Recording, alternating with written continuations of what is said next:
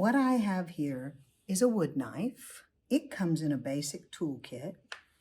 You need a rib. This comes in the basic toolkit, but frankly, I like to use metal ribs, and you're going to find when you're studying with me, I'm using metal ribs a lot, so I recommend you invest in a few. This is the smallest mud tool rib, and they make every size. This is just the simple Kemper medium size rib.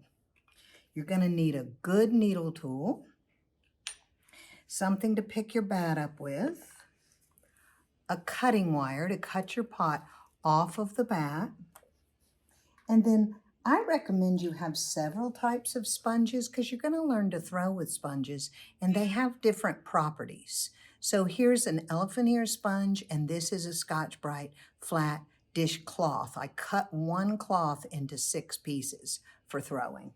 And then the last thing you'll need is a chamois, and that's to prepare your rim. I like to have a measuring stick because we're going to have some goals when we're throwing to get a specific height for your cylinder. So let's get started. This is called a Medex bat, and it is a kind of board that absorbs a little bit of water, which is really nice because when the pot is drying, it actually absorbs moisture out of the floor of your pot. But when you're using a Medex bat, it needs to have a little moisture on it, not a lot of water. It just needs a damp surface so that when you put your clay down, you actually stick to the bat and don't pop off. So what I have here is a prepared 1-pound ball of clay. If you haven't seen my video on how to cut and wedge clay, I recommend you watch that too. So this has been wedged and is ready to go. I'm putting it down firmly in the center of the bat.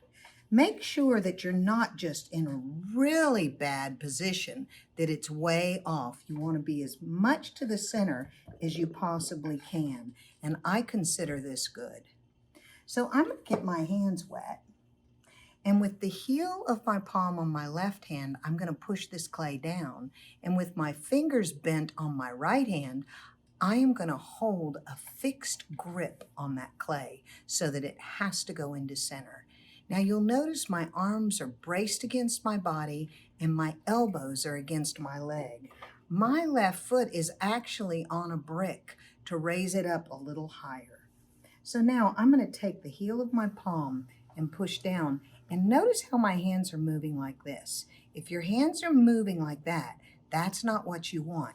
You want your hands to not move, and that forces the clay to go on center. So I pushed down with the heel of the palm, and I held this cupped hand where this point and this point held center, and the clay had no choice but to go on center. Now I made that look super easy. It actually takes a lot of practice. So I'm going to take it off center and do it again. I'm going to push down with the heel of my palm, hold my fingers tight, pick my wheel speed up just a smidge, and with that compressed and I'm not moving at all, I'm on center. Now, I teach techniques, a way of centering that's going to prepare you to go up in larger volumes of clay. So now that it's on center, I'm going to push in the middle. I'm actually using my middle finger and my thumb, and when I push down in, I don't go straight down into the clay. I go sideways and actually create a little funnel shape. And the reason I do that is because it's easier to pull the clay back when it's not, you're trying to pull the whole straight wall at one time. So when you open to the bottom, you don't want to go all the way to the bat. You're going to want to leave about 1/4 of an inch in the floor. So you're going to estimate first, and then when you think you're close to right, you're going to take this clay and pull it back towards yourself at around 5 or 6 o'clock. And out it comes, out it comes, out it comes, out it comes. I'm going for about a 3-inch floor.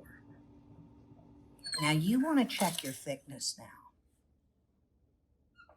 And I am perfect. I've got a little bit about like a quarter of an inch. If you have an inch of clay, you're going to lose all the clay in the floor of your pot and not have enough clay to make the cylinder. And it's also going to require trimming it away. And if you don't trim it away, it's going to be bottom heavy and probably crack or blow up. So take the time to really get the floor right. Now look at my fingers. They are not the same length, but when I'm working on the floor, I bend a finger to make them so that these two pads are level. And if this was the floor inside of my pot, these two pads push inward across the floor to the middle and out across the floor. And I like to hold a damp sponge when I do that, and it makes for a really good wall. So if this was the floor, here are my fingers pushing across and back. Let's do it now. So I'm pushing down, my arms are still braced against my body. That never changes. And I'm pushing that floor inward and out. And it's just enough pressure to compress it. I'm not making it any deeper. If you have thickness, you'll push down in the middle and make a little buttonhole and then bring that clay back. So I've compressed a few times. It feels pretty good. Now it's time for me to set up the wall to begin to pull a cylinder up. So I'm going to put a little moisture on it, not a lot.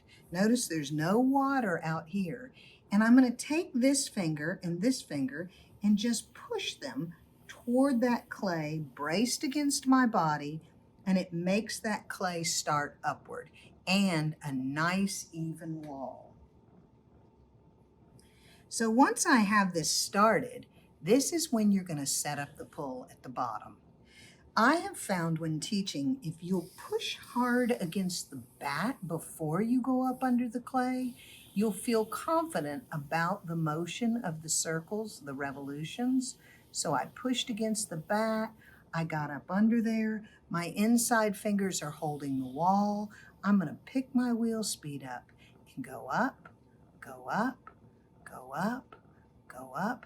And what I'm looking for is to make sure that this clay goes all the way around before I move up, all the way around before I move up, just like that. Otherwise, we won't have an even wall. And when you get to the top, it'll be all messed up. Now this too looks so easy, but so don't get discouraged. It's challenging. It takes work. But you can do it. I know you can. All right, I'm going to push against this clay again, pick my wheel speed up, and it's a revolution, a revolution, a revolution, a revolution, a revolution, a revolution. One of the things that happens a lot, with beginners especially, is you get here and you're so timid you're moving up, but nothing's happening. So you've got to make sure, once you've set up that pull and tucked up under, that your inside fingers are pushing the clay out just a little bit, and your outside fingers, so your inside fingers are above your outside finger, and then your outside finger lifts up while your inside finger pushes out. And you want to watch down here and make sure what you're making is a straight wall.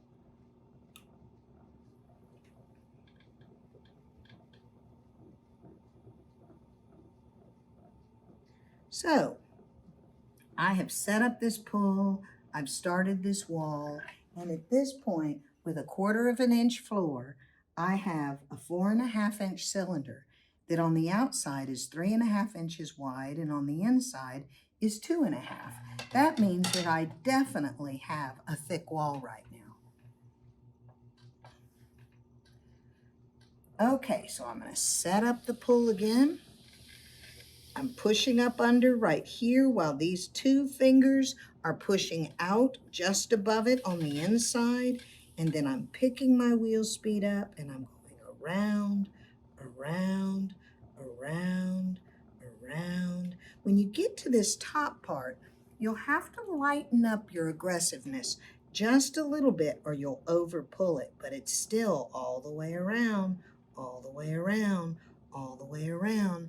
And when you get to the top, you want to compress it down a little bit. So let's see what we have now. We're now at 5 inches. I'm going to give this a little choke inward because it's flaring out just a little. So at the very top, with my hands all the way around it, I'm just going to gently squeeze in.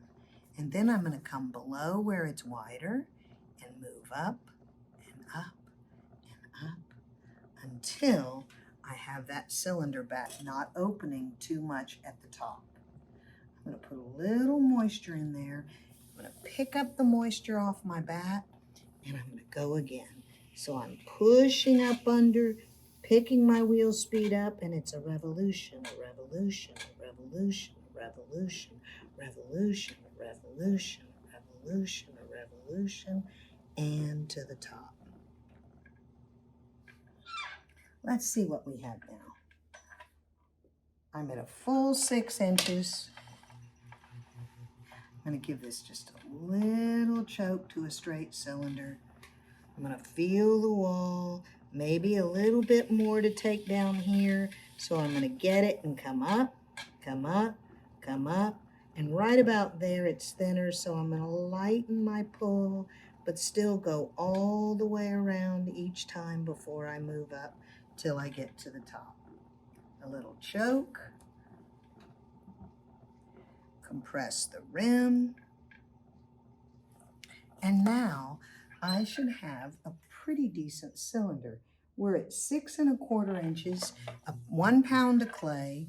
The outside diameter is 3 1/2. The inside diameter is now 3. So that means the wall has gotten thinner. And I'm going to push my finger gently up and against the rib and move my rib up and push against it gently all the way to the top. This compresses the clay and makes it really strong. Again, I'm going to compress that rim, make sure that it's in good shape. Now, I'm going to clean up the bottom of this pot, and in doing it, I want you to watch how to use what I call a wood knife. I often refer to it as a wood stick. So if you study with me a lot and you hear me say wood stick, I am talking about the wood knife. I'm going to come in here and take this little skirt off. So this part of the beveled knife, I point toward myself. See how it's turned toward me? And I'm going to take this skirt off by coming in with it pointed toward me so that it makes the clay pull away from the pot. If you don't have this angled right, it will just be stuck right back on the pot.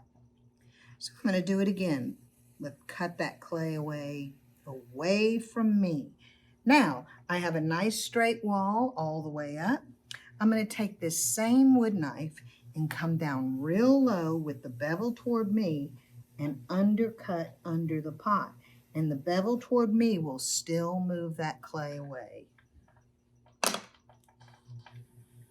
All right, so that looks pretty good. What we have accomplished with 1 pound of clay is a 6 1/4 inch cylinder, 3 inches inside diameter. Wait a minute. Yeah, 3 inches inside diameter. Outside diameter is 3 5/8, so just a smidge over 3.5 inches. All right, so that looks pretty good. I'm going to cut this open, and I recommend you do that too, and look at your handiwork. And to cut your cylinder open, you hold the wire tightly in your fingers, press your fingers down on the bat, and pull it halfway through the pot, and then come straight up. And if you haven't used too much water, and I hope you haven't, you should be able to take this off and see the wall Now you see I have a nice floor, and here's an even wall all the way up. See that wall? See how close together the throwing rings are on this cylinder? That's what you want to see. Now, it's your turn to do it. And do it a lot of times. Cut it open. Enjoy the process. It takes time. It is harder than it looks. Please have a blast doing this. Cut your cylinders open, evaluate them, and I bless you in doing it. It is such a delight to make pottery, and I can tell that if you work at these techniques, you're going to be on your way to making wonderful pots.